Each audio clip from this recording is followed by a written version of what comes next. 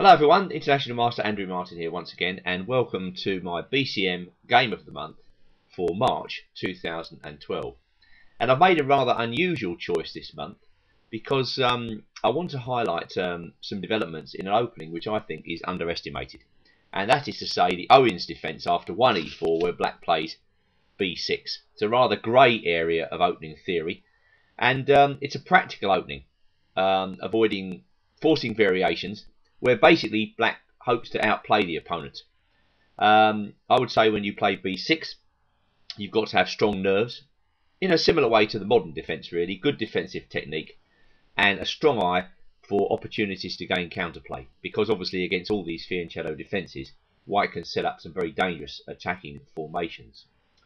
Now we're going to take a look at a game from the European Seniors Championship, played in April 2011, so not a completely current game, but relatively current, because it shows one of the connoisseurs of b6 in action, the ex-Women's World Champion Nona Gaprindashvili. Now Gaprindashvili is obviously a veteran these days, but she has been using b6 as a winning weapon for decades now, and achieves extremely good results with it. Not necessarily against players of the highest level, but this game against Carlo Barlocco, played in this European Senior Championship, will give you a good idea of the sort of effects black can create.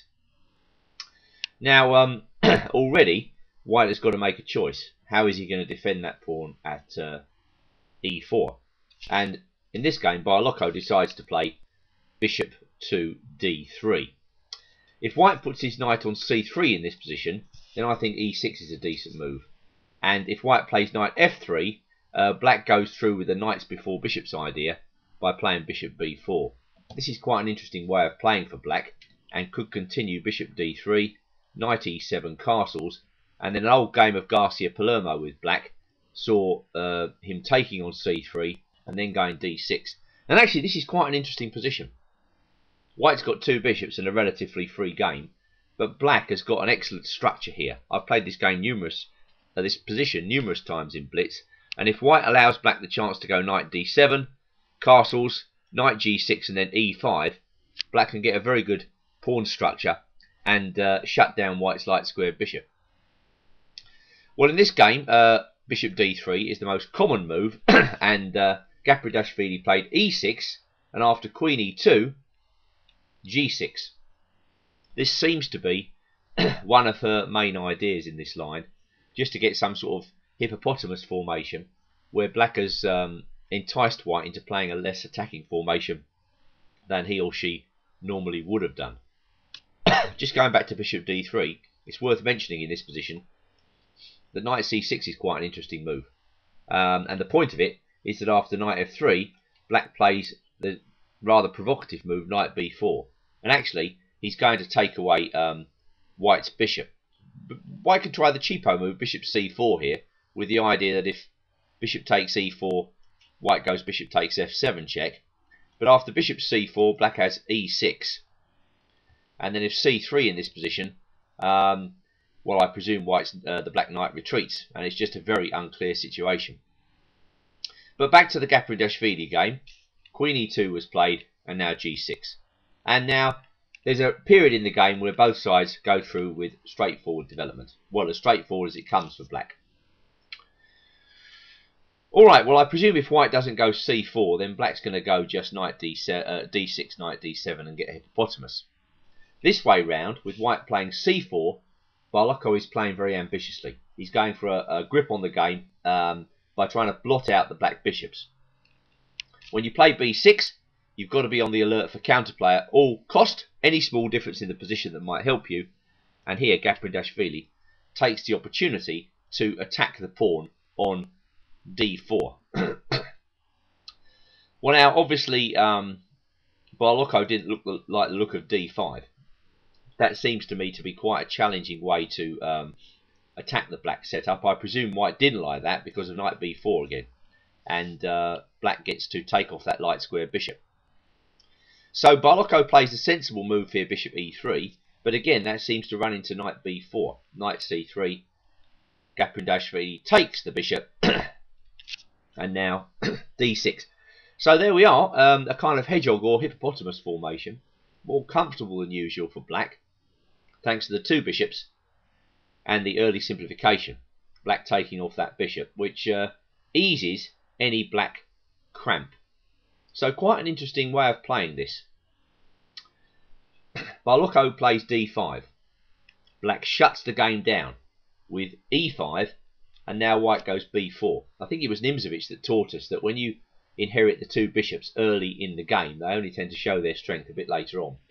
So it's quite a good idea to keep the game closed at the outset and try to break open the game only gradually when you've got the 2 bishops. Black spies a weakness in the white pawn chain.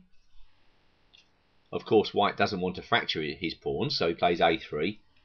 And now black castles, and it looks like an improved, very improved King's Indian here, or modern defence. Rook fc1, white is trying to force through c5, and now black really wants to play f5 in this position. But if he plays it straight away, if she plays it straight away, then white would have gone knight g5.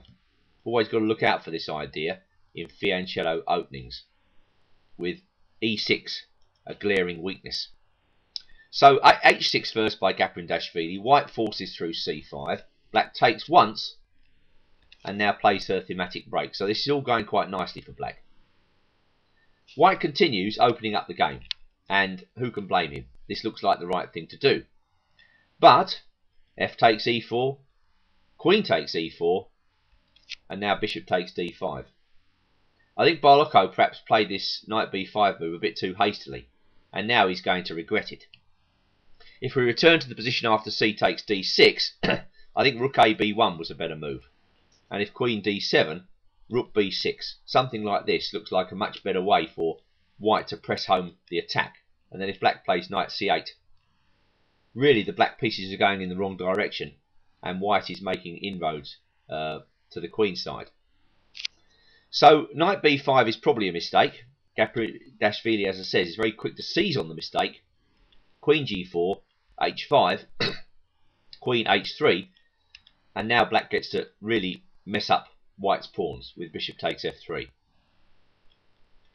Rook c8. Well, that might not be the best move either. I mean, this game gives us a good flavour of the complicated struggle that can come out of b6. I quite like rook f5 here. That keeps the white queen out of the game and prepares rook c8. As played in the game, it all flares up again after queen e6 check. That was the move rook f5 would have prevented. And now bishop g5. Well, white could try knight takes d6 in this position. I think black's still a bit better here. He goes takes, rook f6, knight f7 only move, takes, rook d6, knight b7, and rook d3. I mean, I think black's still a bit better here, but it's definitely a fight. I mean, you couldn't say that black was winning this position. It's just pretty unclear.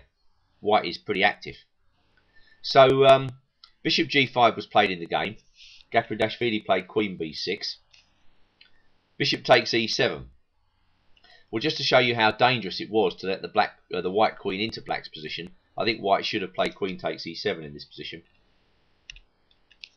And then the splendid move, bishop f6.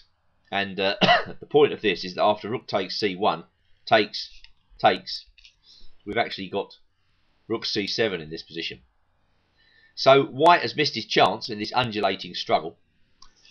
Takes by black, takes on f3, bishop h4, queen takes b5, queen takes d6, and now queen a4 was the last move of the game.